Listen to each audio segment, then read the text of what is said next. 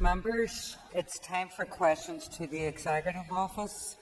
We'll start with listed questions. Question number 13 has been withdrawn. I call Connie Egan.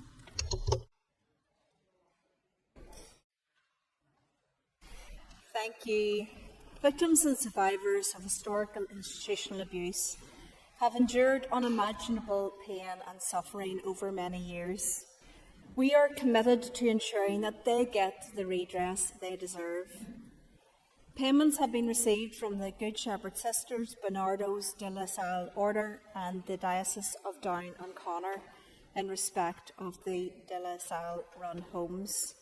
Engagement with these institutions will continue to finalise their contributions. Constructive discussions are also ongoing with the Irish Church Missions, the Sisters of Nazareth and the Sisters of St. Louis. Details of the amounts received will be published once the process is complete. Thank you, Minister. I call Connie Egan for supplementary. Thank you, Madam Deputy Speaker, and I thank the Minister for her answer. Can I ask what learning your department is taking from this process as regards to securing contributions for support services and redress for those impacted by mother and baby institutions, Magdalen laundries and workhouses? Minister. Thank you. I thank the member for her question. I think it's incredibly important that we do learn everything that we can from this process and to roll that forward. I think there were some significant successes in this process across many different areas. I certainly would have liked to see the institution step up at an earlier stage and to make that contribution at an earlier stage. But of course we are where we are and we're continuing to work with those. In terms of the mother and baby homes, you're absolutely right. There's a lot of commonality or similarity in relation to these issues, and again we are acutely aware of not just, I think, the importance of a contribution from the institutions in light of their contribution to the harms that were caused, but also I think that very strong message that it sends about an acknowledgement of wrongdoing by those institutions, and also that there is an investment that is required to support people in terms of that redress, and indeed, as you rightly pointed out, with services in relation to meeting the needs that they face today. So as you know, junior ministers are taking forward that work. They are engaged in a process of speaking to, as I understand it, reaching out to the Irish government to talk to them about their experience of trying to get contributions, but also across the UK as well, and we'll be taking that learning and ensuring that we are maximising the opportunity to get that contribution. Thank you, Minister. I call Nicola Brogan for supplementary. Can Deputy First Minister provide an update on a memorial to victims and survivors, please? Minister. Thank you. Yes, I'm pleased to say that we are making positive progress on this important issue. Of course, we're trying to move forward to maximise the consensus of victims and survivors. We absolutely acknowledge that victims and survivors don't all speak with one voice. That's completely understandable, but we do want to move forward with the maximum consensus that we can. I have previously extended my thanks, and I will do so again, to the Speaker's Office for all of the help and support that has been given to us to identify a suitable location for the plaque. We are currently working with a range of individuals and organisations to ensure that they are content with the draft wording of that plaque, but we are making significant progress and we hope to be in the position to place that plaque very shortly. Thank you, Minister. I call Pam Cameron for supplementary. Thank you, Deputy Speaker. The Deputy First Minister, I know, will agree with me that there is a moral responsibility on the institution to step forward and provide contributions, and not just what could be a legal responsibility. Would the Deputy First Minister agree with me that voluntary contributions by the institutions would be seen as a sign of good faith? Thank you, Minister. Thank you. I thank the member for this question. I want to also put on record my huge thanks to Pam in her work as Junior Minister. She engaged in a significant number of meetings and engagements, but also the detail of this matter. You were really keen to pushing this forward and getting to the stage that we are at the moment. So I thank you for that work. And you're absolutely right. As highlighted, we've got a number of discussions, particularly with mother and baby homes at the moment, about how we can legally require institutions to give a contribution to this. I believe that they should. We have looked, as the member would be aware, internationally. There's no examples of a place successfully being able to legally require institutions to make a contribution. But at the heart of this is actually the moral obligation. It shouldn't have to take a piece of legislation to force the hands of these institutions. I think these institutions should step forward and step up, acknowledge their role in the significant harms that were caused, and indeed to come forward with those contributions as soon as possible and to avoid us having to take action to force them to do so. Thank you, Minister. I call Timothy Casson. Deputy Speaker, Deputy First Minister, this has been a real frustration for myself and indeed the committee, where the appointed person that the Executive Office have put forward to carry out these negotiations, victims have wondered whose side that person is actually on. Are they on the side of protecting the institution, or are they there to get value for money for the state? My question to you is that if money isn't forthcoming to this inquiry, to this redress, will assets be considered that we will go after as the Executive to ensure that victims get money out of these institutions that have caused the problem? Thank you, Minister. Thank you. Of course, important issues at play here. At this stage, we have paid out just over £108 million worth of compensation, well over 5,000 applications received. Of course, the scheme is now closed, and there's only a small number of those applications left. Those are being assessed, and it is anticipated that we will finish. The panel will finish that work in November, so all of those left to be assessed will be completed by November. That's the aim. But of course, those discussions with the institutions have been ongoing. There are legal challenges, there's no doubt about that. I can assure the member that we have pushed as hard as we possibly can to make clear that we do believe the institutions must contribute. We believe that there absolutely is a moral responsibility as well as an acknowledgement of fault. However, there are real legal challenges. That's why internationally no other state has been able to bring forward legislation to compel contributions from institutions. I specifically asked the question in relation to assets. I am advised that sometimes in terms of asset transfer it can actually be a liability for the government around issues of contamination or the state of those premises. So we need to be really careful that actually if we are going down that route, it provides value and additional resources for those victim survivors. But of course all of this is underwritten by the state. And that's the challenge. That's £108 million, rightfully recognising what people have gone through. But of course that is going out through the state at the moment, but with a small contribution from the institutions, and that is something that we are continuing to pursue, but it has been a challenging situation legally. Thank you, Minister. I call Colin McGrath.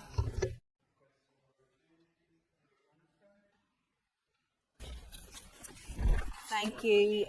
With your permission, Deputy Speaker, I'm going to ask Junior Minister Bunting to answer this question for the very first time in her new role as Junior Minister. Thank you, Madam Principal Deputy Speaker.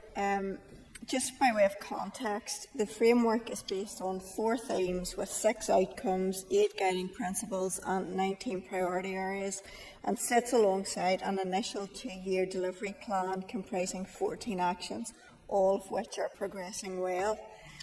We're determined to do everything we can to stop the harm and abuse faced by women and girls who we know are disproportionately affected by violence, abuse and harm. And the member will know we're 2 years into a 7-year framework, and a crucial area of work at this stage is prevention. A key area of focus is challenging those harmful attitudes, cultures and behaviours which can escalate and then lead to actual violence. So we had allocated funding of 3.2 million to the Ending Violence Against Women and Girls Change Fund, and we're delighted to have been able to secure an additional 2.2 million, which will further advance work in this area because indeed some of the local council work was oversubscribed. The councils are embedding action to end violence against women and girls into their service delivery and developing signposting and resourcing for local communities. Each is running numerous projects for women and girls, but men and boys are also included. In addition, 8 community and voluntary sector expert organisations are delivering activity that will strengthen the impact and reach of ending violence against women and girls expertise and programmes which support schools, tertiary education, communities and workplaces.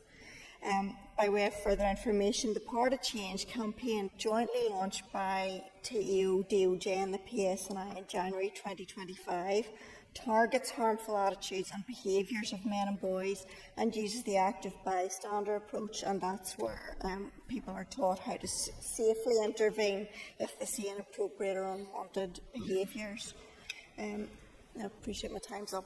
Thank you. Thank you. Minister, I call Colin McGrath for supplementary. Thank you very much, Principal Deputy Speaker, and I thank the Minister for her first answer to this House and appreciate that it is on an issue that is of great importance and one that she will fully endorse and support. But given that the framework says that the responsibility for this lies with everyone and leadership starts at the top, would the Minister agree with me that this should be a standing item on the executive agenda so that every Minister can take responsibility for what they need to deliver on this area, so that we don't just have a strategy that is left on a shelf and that we have more than words for women that need protected from this strategy? Thank you, Colin. Minister. Thank you, Madam Principal Deputy Speaker. I fully appreciate where the member is coming from, but I think it is abundantly clear that the Executive takes this issue seriously. This is a strategy that, whilst it sits with TEO, has been agreed by the entire Executive, and there are indeed regular updates and there are oversight bodies into which other ministers contribute. The other thing that I would want to highlight to the member is that working better together is one of the 6 outcomes of the strategic framework, and it's embedded in the programme for government. So we are working collectively with executive colleagues in a number of key work areas in the delivery plan, and that includes sectoral groups on safer socialising, workplace, tertiary education and the Healthy Relationships Forum. Look, clearly successful delivery of the strategic forum is reliant on close collaboration with a range of departments, and that includes education, health, justice, and we remain committed to this approach with all executive departments. The Department of Health and Department of Justice jointly lead the Domestic and Sexual Abuse Strategy, which was published in September 2024 and it's aligned with this framework. Officials are represented at senior level on the governance structures for the Domestic and Sexual Abuse Strategy, and DOJ and DOH are represented on the governance structures for the Ending Violence Against Women and Girls Strategic Framework, and this is to ensure alignment, augmentation, but also to avoid duplication of effort. And I hope that helps the member. Thank you, Minister. I call Emma Sheeran for supplement. I thank the Junior Minister for her answer. Could you give us an update on the Power to Change public awareness campaign?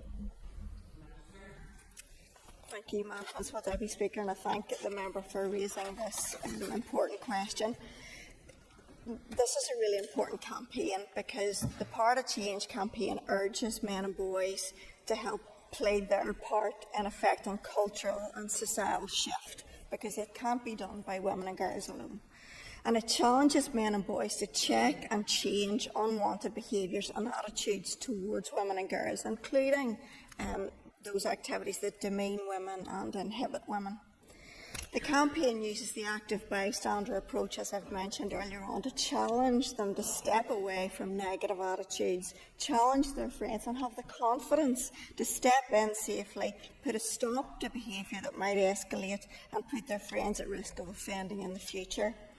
So that campaign had a wide reach right across Northern Ireland with targeted messaging on social media, posters, billboards, on buses, in pubs and restaurants, as well as on the radio. And the campaign toolkit has been delivered to teachers for use in schools right across Northern Ireland. And this is raising a conversation that needs to be had right across society and encouraging men and boys to be part of the solution. The next phase of the campaign will be developed with input from young men, and that's going to help us reach a younger audience in a way that will make sense to them and equip them to make better decisions when they see challenging behaviour towards women and girls. And I would like to highlight that through the local change fund, a lot of councils are doing great work in this area, and a lot of projects that engage not just women and girls, but also boys and men in this area of understanding and prevention. Thank you, Minister. I call Stuart Dixon for a supplementary. Thank you, Principal Deputy Speaker. And a warm welcome to the new Junior Minister to your role. Junior Minister, can I ask you, I'm pleased to hear that Queen's University have been asked to carry out research to identify gaps in legislation, particularly around the attitudes of men and boys to violence against women and girls. Can you indicate to us that that work will also include those people who are currently held in prison? Minister. Thank you, Principal Deputy Speaker. Yes, to give you some more aspects about this, the research has been commissioned to identify evidence gaps, as the member has outlined, in understanding attitudes and behaviours of men and boys in relation to this subject area. The research is going to focus on young men and boys aged 16 to 24, and the research process is currently underway, including engagement with stakeholders, interviews with organisations who work with young men and boys, focus groups and a survey. The research process will be advised by Young People's Advisory Group and an international expert advisory group. With regard to the prisons, I am aware that there has been work undertaken in Hydebank. I understand that that was conducted by White Ribbon, and I also have heard, in terms of my briefing, that it was incredibly successful and absolutely had a tremendous impact on those young men and made them reconsider their views and their actions around women and girls and how they behave. Thank you, Minister. I call John Stewart.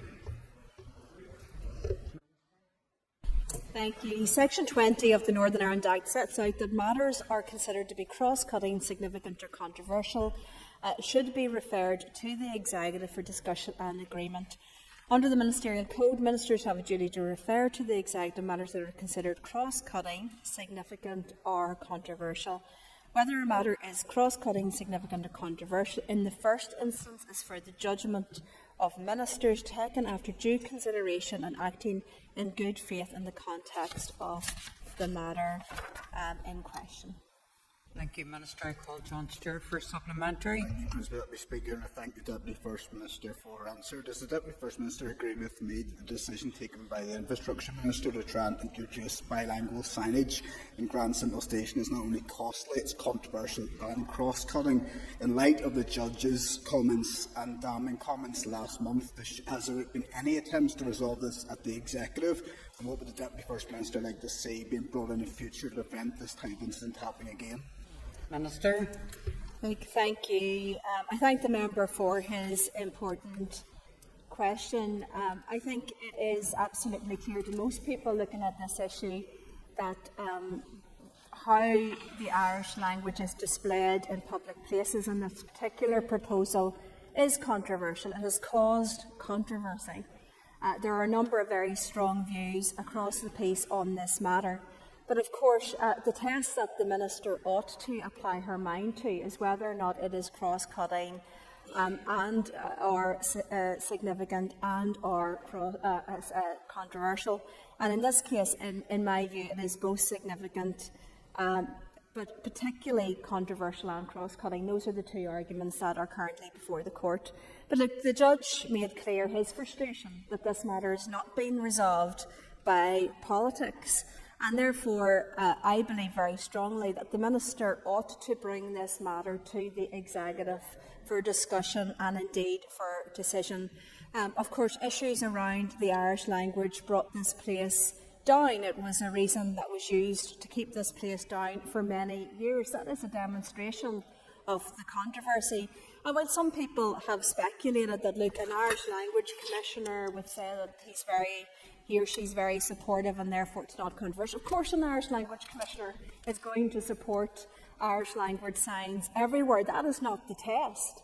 The test is whether or not it is controversial across the range of different views, and it clearly is. So, of course, we know that the Minister is no varies to take a decision that ought to have been brought to an Executive. In my view, this is one that needs to be brought to the Executive, and the Minister should do so. Thank you, Minister. I call Sinead Annis for supplementary. Can the Deputy First Minister outline why the Ministerial Code has not been amended following the passage of the Executive Functions Act? Minister. Thank you. This matter was under consideration, as the member may be aware, but wasn't led in time in terms of these institutions being in operation. However, the courts have made clear that, of course, the Ministerial Code is guidance, and what actually matters is the primary legislation. That primary legislation endures, so therefore the test remains the same, that a Minister must bring for decision to the Executive any matter that is significant, controversial or cross-cutting. And indeed the judgments, the legal cases, the jurisprudence in all of these matters also makes clear that the Minister has no varies to make a decision that ought to come to the Executive on any of those grounds. So therefore the Minister can't make that decision alone, and in this case she absolutely should take this decision to the Executive for discussion and indeed decision. Thank you. I call Keith Buchanan. Following on, thanks Deputy First Minister for your answer, and just following on from John's question, given obviously the comments we've heard in the court, and John's been over that and raised that point, is there any indication that the Minister is going to bring this to the Executive table? If that's the place to sort these things out, and if everybody in the Executive agree it instead of through the courts? Minister. Look, absolutely. When we look back to the origin of this requirement, it arises from the further negotiations in St Andrews. It is now part of the infrastructure and the processes around the Belfast Good Friday Agreement as amended by the St Andrews Agreement. And it was there to stop ministers having solo runs on significant, controversial or cross-cutting issues. It is there as a safeguard for the Executive in recognition that it is a multi-party Executive, and therefore on key issues it must act as one. It must try to build consensus as one.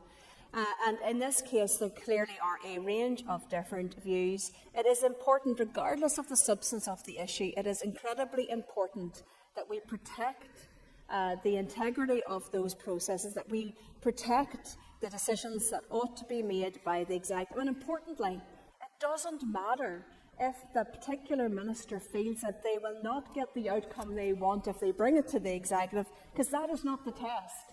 The test is it cross-cutting? Is it significant, or is it controversial? And if it is any one of those three things, then it must be brought to the Executive for discussion and decision. Thank you. I call Patsy McGlone for supplementary. I'm looking to find out when the Language Commissioner will be in office. The Irish Language Commissioner be in office. It's not related, Patsy. It's not related at all, so don't. I'm moving on. Questions 4 and 6 have been grouped. I call Philip Brett. Thank you, Mrs. Principal Deputy Speaker. With your permission, I will answer 4 and 6 together. I was delighted to recently meet representatives of the Bank of America, along with Junior Minister Bunting, to hear first-hand about their exciting plans to establish an office in Belfast.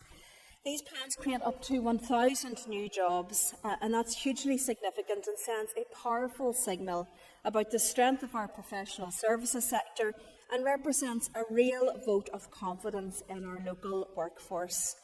This investment reflects Bank of America's continued commitment to the local economy, building on its previous partnership with Belfast Met to support the Digital Skills and Employability Programme, an initiative which has empowered individuals from diverse backgrounds to gain valuable qualifications. This latest announcement adds to a growing list of global firms such as Every, Cisco, Sensata, Seagate and EY, who are choosing to invest locally, reinforcing our position as a competitive and attractive location for international business. Thank you. Philip Bradford, supplementary. Thank you, Madam Principal Deputy Speaker. Does the Deputy First Minister agree with me that this investment in Northern Ireland shows the strength and importance of having a joint head of government that turns up, stands up and speaks up for Northern Ireland on the international stage? And will she commit to continue to represent everyone in Northern Ireland whilst others boycott their duty to the people of Northern Ireland? Minister. Thank you. I thank the member for his important question.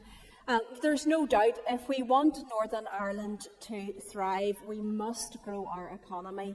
And growing our economy has those two different, distinct aspects. One is supporting our local and Indigenous businesses, and we must do so. And I know it's been a very challenging business environment for people to trade on and trade in. But of course, importantly, we must attract foreign direct investment. We've been very successful in doing so, particularly since the Belfast Good Friday Agreement and St Andrews Agreement time. And we should build on that. It has had its challenges, and that's why it's particularly important that we absolutely welcome this huge announcement by Bank of America. As I said, the Junior Minister and myself met with Bank of America just last week, and we emphasised our absolute support. I think it is important, absolutely, that all of the ministers step up, regardless of personal views or political opinions. These are jobs for people. They are good jobs for people. This is a great company that has invested in places all over the globe, including in other parts of the UK and Ireland, and they are very, very welcome here, and I'll continue to do everything that I can to champion our local businesses and to push forward in all sectors where there's the opportunity for growth. Call John Burrows for supplementary. Madam Deputy Speaker, the Ulster Unionist Party certainly welcome the high quality jobs that will come from this investment. Does the Deputy First Minister agree with me that not only will this investment bring high quality jobs, but actually increase tax revenues, which will help the most disadvantaged in our society? And therefore, anyone who's in the executive should put the public interest before their narrow political interest and welcome and encourage this kind of investment. First Minister, or Thank Deputy you. First Minister. Look, absolutely. The people who will take up these jobs will be from all parts of Northern Ireland. They will be from all different political views in Northern Ireland, and they all have a right to be able to have access to good jobs. I really welcome this announcement. I think it's a really confident show of that potential within our economy here in Northern Ireland as well, and that is in the context of it being quite globally challenging for a whole range of reasons. And indeed, when I met with them, it wasn't the first time I had met with Bank of America. We had participated in an investment breakfast back at the UK Global Investment Conference in London last year, where we got the opportunity to make that pitch about Northern Ireland, where we talked about our younger workforce, our highly qualified workforce, the fact that we had pushed ahead to develop these expertise, particularly in terms of back office services and professional services. And of course, that first link of Bank of America into Northern Ireland through the previous ambassador, Jane Hartley, with that collaboration of the Met, really helping people, those people who are most in need. So it's really good to see that they've taken the next step. Politics should never play a role in encouraging this kind of investment and jobs for everyone, because that is the way that we're going to be able to make this place thrive and succeed. I call Paddy Delargy for supplementary. Gormaiget. I thank the Minister for her answers so far. Would the Deputy First Minister agree with me that regional balance across the North is key when it comes to economic growth and investment here? Thank you. I thank the member for his question. Of course, it's important if we are to grow the Northern Ireland economy that all parts of our economy can grow and are given the support and the tools to do so.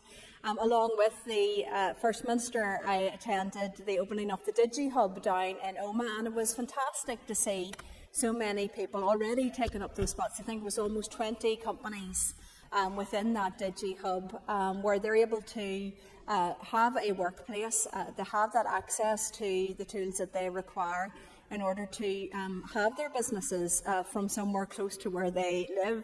That is really important. I attended the Queen's University AI conference, and one of the observations that they were making at that conference is that the more and more that we go into the digital space, the more that companies are very much around that technological and digital advancement, that the more people are being able to work from all parts of the world. It doesn't have to be in those big hubs of, for example, London and Paris. It can be from every town and village throughout. So that is something absolutely that we want to encourage. I call Deirdre Hargay.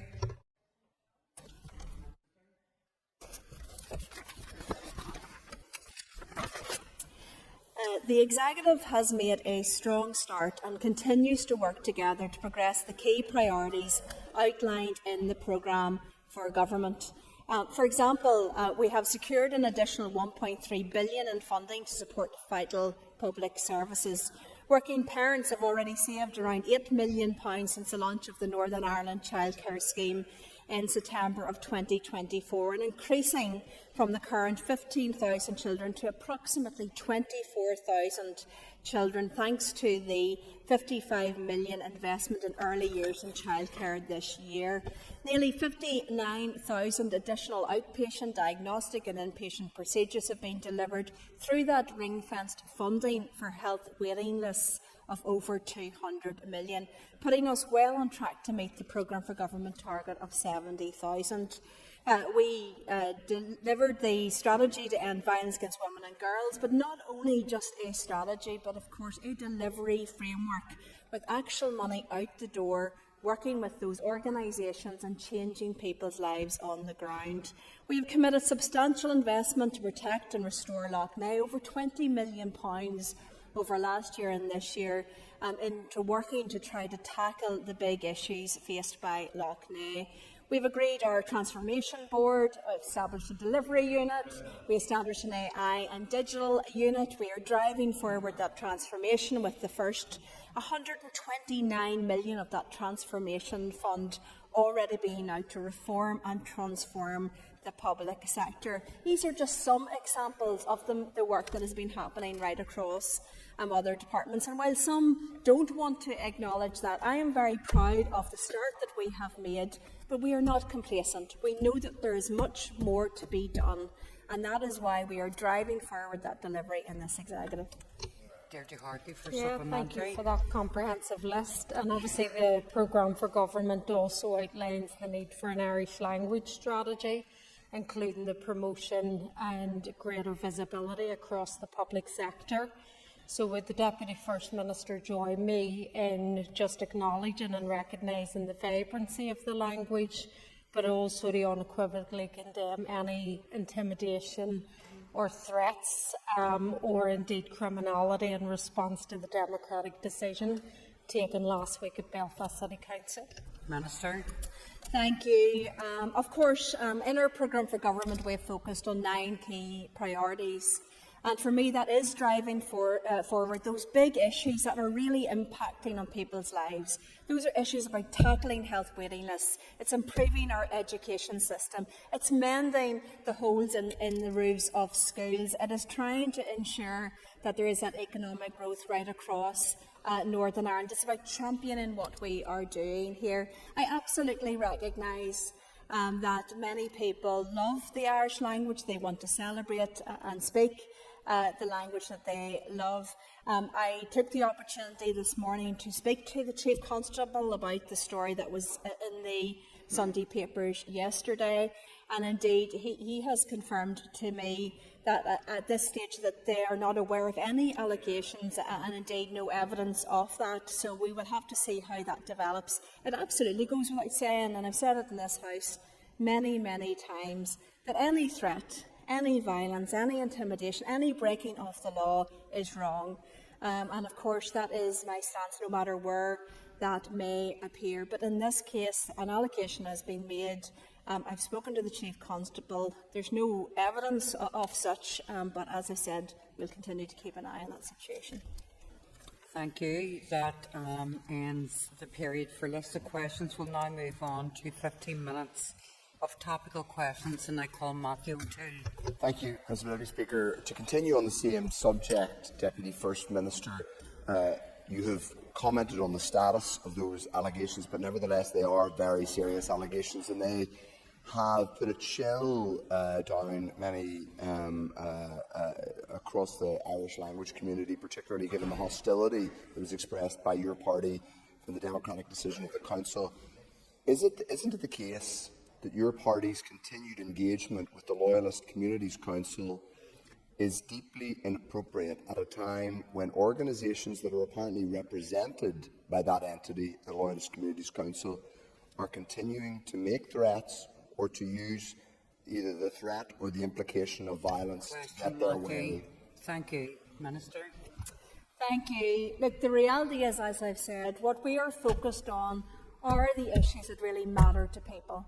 And what I find frustrating is when I'm standing here saying to you about the huge amount of work that has to be taken in order to reduce those health waiting lists, to support people to get the operations that they need, to transform the health service, to fix the challenges within special educational needs, to grow our economy. What you want to bring it back to constantly is where there is political disagreement on certain issues. The reality is, and I cannot be clearer, all paramilitarism is wrong. It always was, it still is, and it will be in the future. There was never any justification for it. There was always an alternative. I could not be clearer.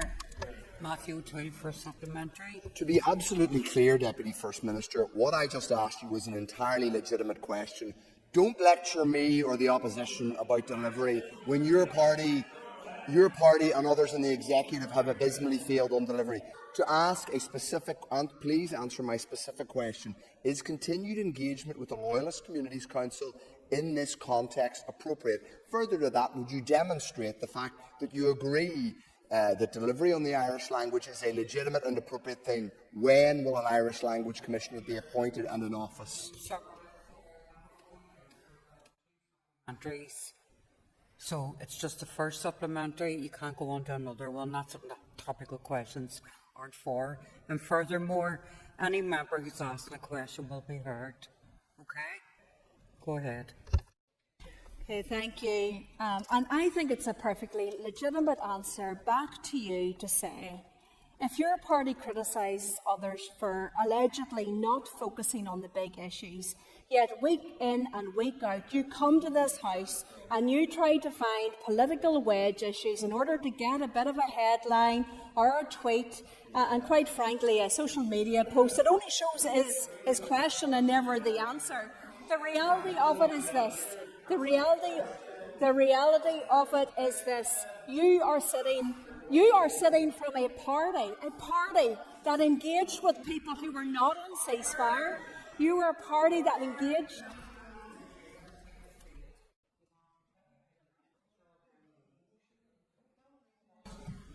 Thank you, Madam Principal Deputy Speaker. Thank you.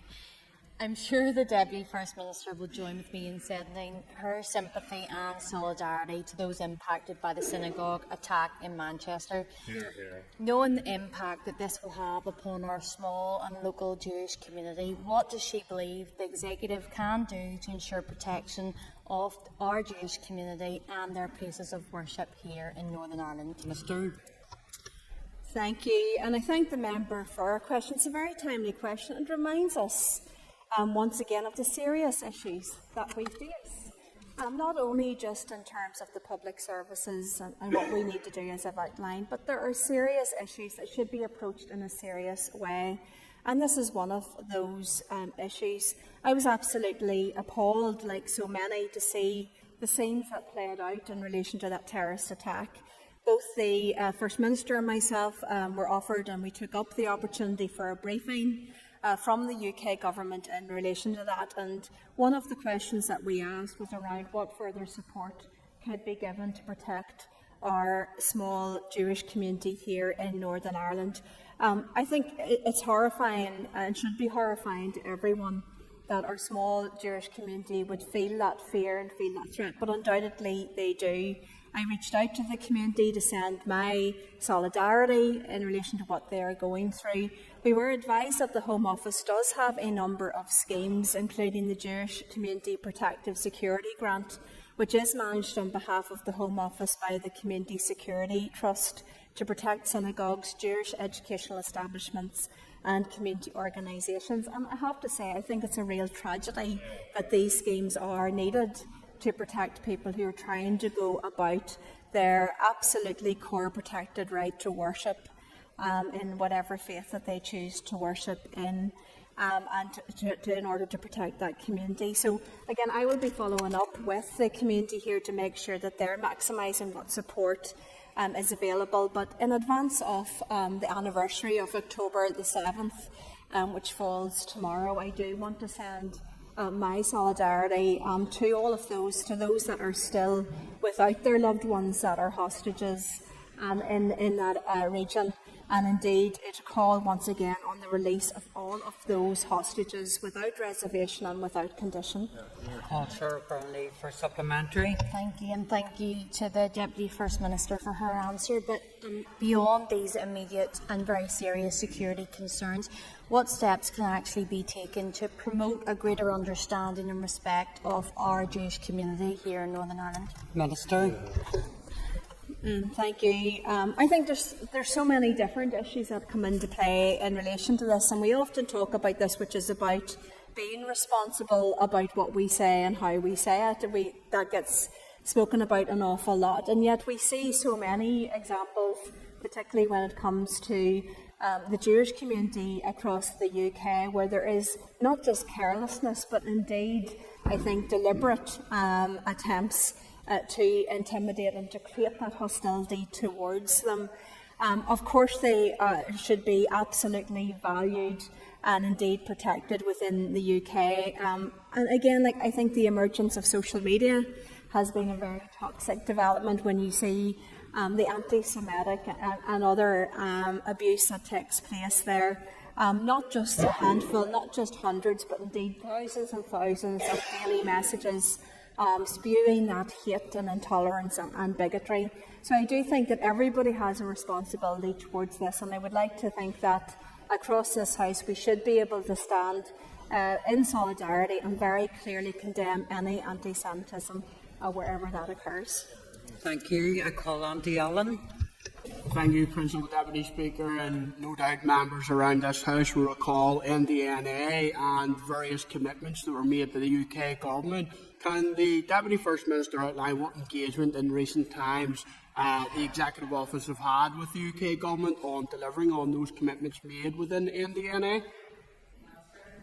Thank you. I think, to be brutally honest, it's always a challenge that once these agreements are made and people make the promises, to ensure that they follow through with those promises.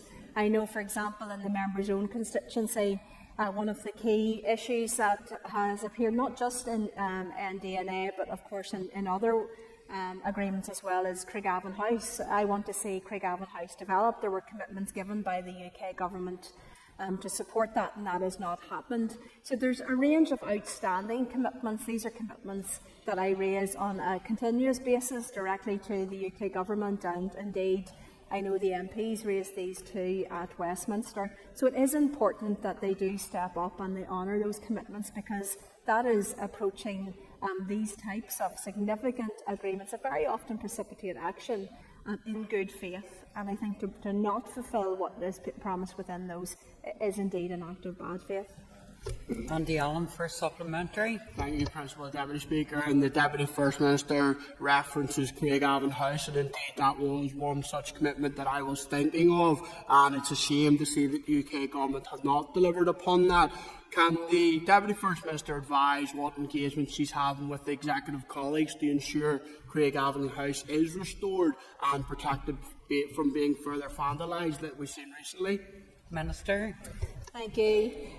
Look, absolutely, I reached out to the Somme Association around the recent vandalising of the house. The house still has a number of its original features. Those need to be protected. It is not in a great state of repair, and that requires support in order to bring it back.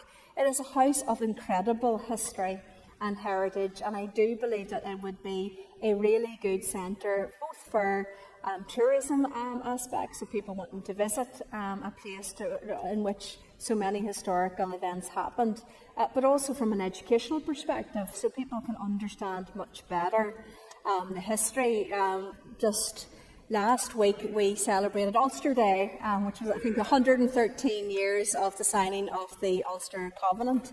And when I posted about that, I'm always really shocked by people in Northern Ireland who, then have the, I suppose, confidence to respond underneath, but clearly demonstrating that they don't understand what that was all about. They don't understand the history and heritage of this place. And I think very often a lot of bigotry and intolerance can be caused by a very simplistic and two-dimensional, one-dimensional approach to our past and to who people are. So I think there's huge potential with it. I really want the UK government to step up and support this. But of course the departments, I think, can play a role as well, and of course I've been speaking to my colleague in communities to see what opportunities there may be to try to push this forward along with UK government and NIO support. Thank you. I call Claire Sugden. Thank you, Principal Deputy Speaker. Minister, public services are overwhelmed because of our ongoing failure to prepare for an ageing population. So since its inclusion in the programme for government, could you outline what the Executive Office is doing to future-proof public services in Northern Ireland? Minister. Thank you. I thank the member for her important question. As the member is aware, we take a life cycle approach in relation to all of our public services, indeed most of our key priorities. There will be some that are less relevant than others, but I would argue that even the likes of affordable childcare, there's a big impact on our older population because many of those people are stepping in to do unpaid childcare, and it's an incredible thing that they do, but in much greater numbers than ever before. And I think that is also a demonstration of the active lives as well that people can now have into much later life. But you're absolutely right. I think it's important that we continue to not only monitor the situation, but to project forward in terms of our needs. We know that there's going to be needs in terms of the health and social care system, in terms of the types of illnesses that we're facing, not least around Alzheimer's and dementia. And of course, local council is looking at that age-friendly approach. I had the opportunity within Lagan Valley to attend the Lisburn and Castlereagh Council age-friendly event with so many organisations working with our older people across the constituency. Lagan Valley is a good example of a constituency that is an ageing constituency, and that is an ageing constituency with needs. So of course it has to be mainstreamed. It has to be mainstreamed in everything that we do. And we need to make sure that we are taking that fully into account in all of our EQIA screening. We've just appointed, as you know, our Older Persons Commissioner, but also in terms of the reporting and the monitoring of the programme for government. I call Claire Sugden for supplementary. Thank you, and I appreciate the Minister agreeing how important it is for moving forward. However, we need a tangible plan. We need to recognise that. I think it was Chris Whitty who said that we need to be designing our public services to reflect the population that we serve. So how is the Executive particularly doing that so that we don't find ourselves in a much worse situation than we are now? Thank you. As I said, this is mainstreamed absolutely within departments in terms of policy development. But one of the initiatives that we are doing is pushing forward better data analytics, particularly through the work being pushed forward by our Chief Scientific and Technology Officer. It's one of the things that we have identified that could help policy making, which is to understand better the data behind that. But importantly as well, to make sure that that is linked to what we are doing. So there's no point having all of these fantastic data sets if we are not actually putting those into practice. So we're pushing forward with a range of strategies, including a data strategy, and I think that's a really good opportunity to make sure that these analytics are fully taken into account in policy development, but importantly in terms of service delivery. I call on Chambers. Thank you, Principal Deputy Speaker. Minister, the Northern Ireland Policing Board recently rejected calls to support the call for an immediate public inquiry in regards to the McCulloch report. Would the Minister concur with this decision? Thank you. Look, I think that very often, as in this case, there are questions to be answered. And I think it's important that when we approach all of these issues, that we find the best way of getting answers to that. Certainly from a personal perspective and a party perspective, we do not support unlimited numbers of public inquiries. We don't believe they necessarily are the best way to get to the outcomes. They tend to be very costly, they tend to be very bureaucratic, and they tend to take an awfully long time. So I do think in all of these matters we should look pragmatically to say, what is the best intervention to get to the truth of the matter, to get to the answers and to reach the outcomes so desired. So I do think that's a matter that's being considered at the moment by a range of people, and hopefully there'll be some conclusions on that shortly. Thank you. I call on Chambers for The Minister then would agree with me that a call for any public inquiry does not always meet the test if it is in the public interest to go down that road, given the cost, the public purse, among other considerations. Minister. Thank you. Yeah, look, I think it's important to take all of these matters into consideration. And as I said, I'm a great believer that there are a range of different options that are available. And indeed, if the legislation isn't there to provide for those options, that is something that we should consider. At the moment, we've got a Public Inquiries Act, to which public inquiries can be activated within, but as it can be seen by the Historical Institutional Abuse Inquiry and the Mother and Baby Home Inquiry, it is felt that neither of those were fit for purpose, and therefore we had to bring forward a tailored legislative option to take more fully into account what it is that we wanted to do. So I think there are a range of options within that, but it's not just one massive big public inquiry or nothing. And I think that's something that needs to be very actively looked at right across our system. So that ends questions to the Executive Office. We'll move on to questions. No, not during a point of order. Andrew will take it afterwards. Is that okay? Thank you. Okay, thank you.